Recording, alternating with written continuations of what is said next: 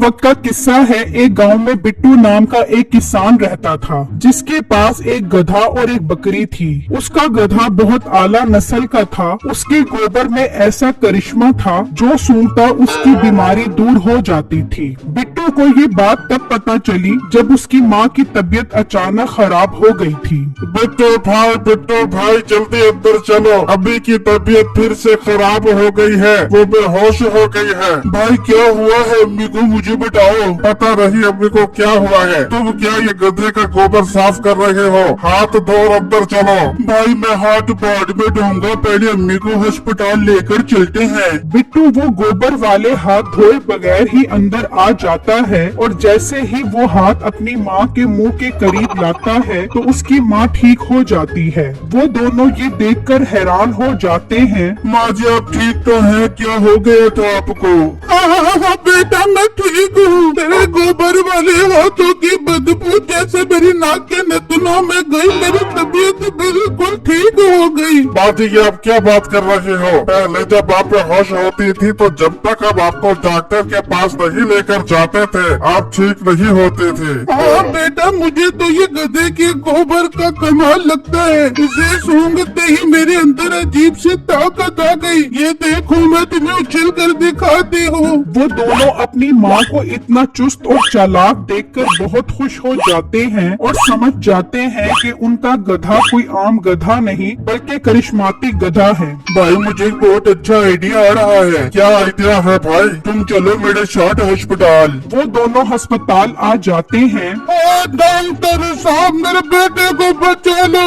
ओए डॉक्टर मैं तेरी मिन्नत करती हूँ, मेरे बेटे को बचा लो। ओ बेबी कहा ना तेरे बेटे का कोई इलाज नहीं है, इसकी जान अब बच नहीं सकती, तुम इसे यहाँ से ले जाओ। क्यों नहीं बच सकती मेरे बेटे की जान? कोई तो इलाज होगा इसकी बीमारी का।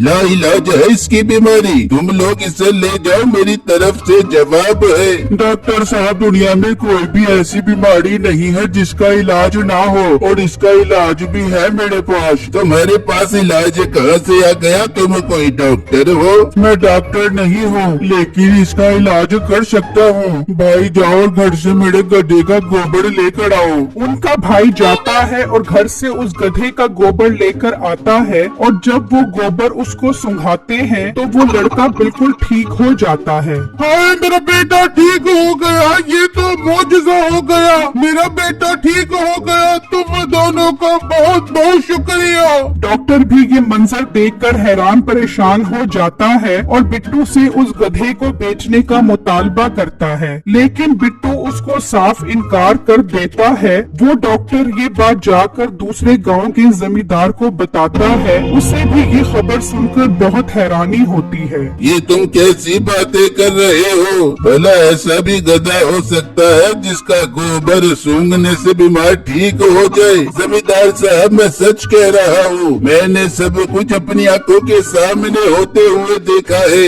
इसका मतलब वो गधा बहुत कीमती है, वो गधा लाखों का नहीं बल्कि करोड़ों का बिकेगा। जी जमींदार साहब अब आप मेरी बात को समझे हो? बड़े बड़े साइंसदान ऐसी बीमारियों का इलाज ढूंढ रहे हैं, उनको ये गधा मिल जाए तो उनका काम भी आसान हो जाएगा और हमारी जिंदगी के दिन भी बदल जाएंगे। ठीक है, हम कल शाम में ही उसके पास जाते हैं और वो गधा खरीद कर आते हैं। फिर जब अगला दिन निकलता है तो वो सब बिट्टू से गधा खरीदने के लिए निकल जाते हैं और ढूंढते ढूंढते उसके घर तक पहुंच जाते हैं। भाई साहब आप लोग कौन हो और यहाँ मेरे घर पर क्या करने आए हो? बिट्टू मैंने सुना है तुम्हारे गधे के गोबर से लोग ठीक हो जाते हैं। हाँ बिल्कुल ठीक ही सुना है आपने। डॉक्टर साहब से ही पूछ लो, इनके पास एक मरीज था, वो मेरे गधे का गोबर सूंघते ही 920 की स्पीड से भाग गया। हाँ जमींदार साहब ये ठीक कह रहा है। बिट्टू हम तुमसे ये गधा 10 लाख रुपए का खरीदने के लिए आए हैं। मुंशी से 10 लाख रुपए दो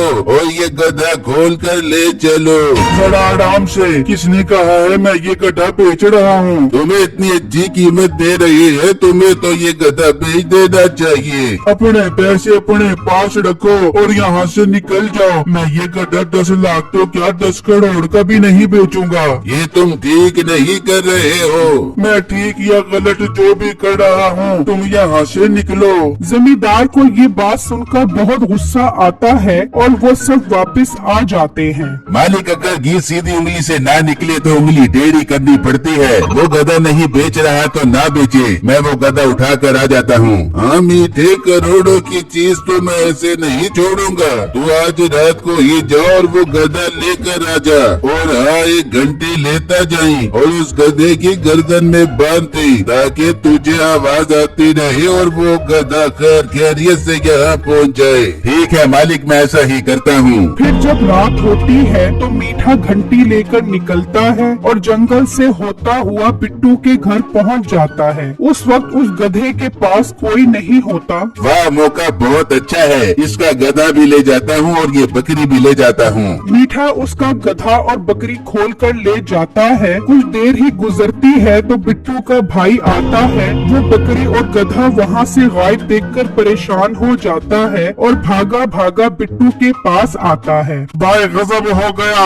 अपना गधा और बकरी दोनों चोरी हो गए। ये तुम क्या कह रहे हो? मैं सच कह रहा हूँ, ये जरूर वही जमींदार चोरी करके लेकर गया होगा जो आज हमसे खरीदने आया था। बेटो, हमें तो नहीं गए होगे, हमें घात लगाकर उसे रास्ते से ही पकड़ना पड़ेगा। ठीक है, हम तीनों चलते हैं। वो तीनों जंगल की तरफ निकल पड़ते हैं और वहाँ मीठा वो घंटी बकरी के गले में डाल देता है। अब मुझे कोई फिक्र नहीं है, मैं सुकून से चलता रहूंगा। घंटी बजती रहेगी और कोई भी चोरी से चोरी नहीं कर सकेगा। मीठा उस गधे और बकरी को ले जाता है और वहाँ वो तीनों जंगल में बैठकर उसके आने का इंतजार करने लग जाते हैं और प्लान बना लेते हैं कि किस तरह हमने उससे बकरी और गधा लेना है। तभी उन्हें बकरी की घंटी की आवाज आती है। वो वापस छुप जाते हैं और जब मीठा वहाँ से गुजर जाता है। ये तो बहुत तेज है, इसने तो बकरी के गले में घंटी बांधी हुई है ताकि आवाज आती रहे। हम कैसे बकरी और गधा लेंगे?